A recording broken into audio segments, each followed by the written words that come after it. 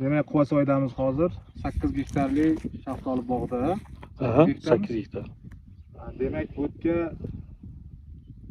inventordan olib kelib ekilgan ko'chatlar. Mana inventordan markasini ko'rsatsangiz bo'ladimi? Mana inventordan olib kelingan ko'chatlar kelgan bu yerda. Kelgan biza buni shu yerdan chilpidik. Hozir endi shoxlayaptik. Mana agar buni chilpamaganimizda, ya'ni shu yerdan kesmaganimizda bu tikkaga o'sib ketardi, terakka o'xshab. O'shanda biz buni o'sishdan to'xtatib chilpidikda yon shoxga qarab beryapmiz. Endi asosiy qilinishi kerak bo'lgan ishlarimiz mana bular ehtiyot qilishimiz kerak. Bu birinchisi bir ehtiyot qilishimiz kerak. Un shudringga ehtiyot qilishimiz kerak kasallikka. Demak, endi ishni davom ettiramiz. Buni yana uchidan chilpiymiz. Taxminan bir 5 sm ushamizda tashqari bargga qo'yib kesamiz. Hozir buni shu kunda qilishimiz kerak. Shu kunda mana shunday qilamiz. Buni mana tashqaridagi bargga qo'yamiz. Tashqaridagi bargga qo'yishdan maqsad shuni mana shundan shoxlatib olish, shox ko'paytirib olamiz. Ikkita, uchta qilib. Endi issiq bo'lib ketdi deyishimiz mumkin-ku, lekin qilishimiz kerak. Pastdagilari-chi? Qaysi? Bularga tegmay turaverasiz. Oziqa kelib turish kerak. Bu yoqda endi qarang.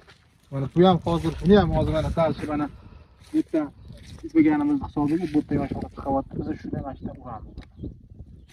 Kelishiga buni shu yerdan urib, bunga kerakli oziqalarni beramiz, emchiklarni beramiz deb bargida joyiga keltirib olamiz. Sekin ko'paytiramiz. Kesamiz. Yon shoxga qo'yamiz mayli, yon shoxga qo'yib kesib turamiz. Bo'ldi. Shox ko'paytiramiz. 4-5 shox qilib keyingi yilgacha nasib qilsa biz bu yilning o'zida taxminan 6-7 lerga chiqib olishimiz kerak. Keyingi yilning o'zida mana Xudo xolasa mana shu bog'dan yana qayta video qilamiz. Hosil olamiz shu bog' o'zidan keyin, ya'ni 1 yoshlik kichkina o'zidan. Hech qanaqasini avvalgi qilmayapman, tozalamayapman. Buni temiz mayli. Daraxt oziqga faqat kesib buni maksimal shoxlatishimiz kerak. Taglaridan shoxlab tashlaymiz, bag'larini Hech bu bag'lar birortasiga tegmaydi. Daraxt juda nozik bo'lgan, ya'ni mana shunaqa kichkina noziklikda bo'lganda, adashmasam to'g'rimi? Taxminan mana shunday adashmasam emas, aniq.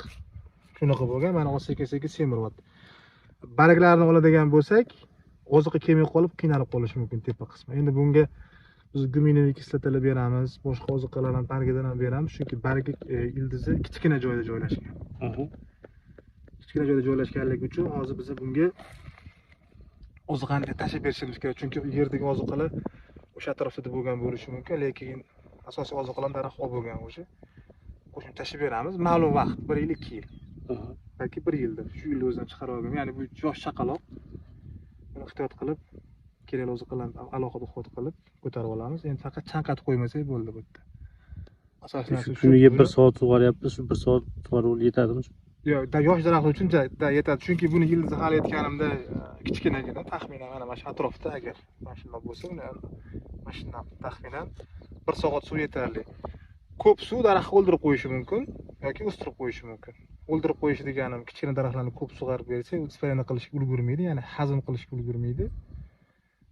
Agar ko'p suv beradigan bo'lsa, katta daraxtlarga o'stirib yuboradi. O'shaning uchun 1 soat standart etadi. Iloji boricha kechqurun sug'orishimiz kerak, chunki kunduzi yerni issig'i juda baland bo'ladi. Mana bu yerda ham baland.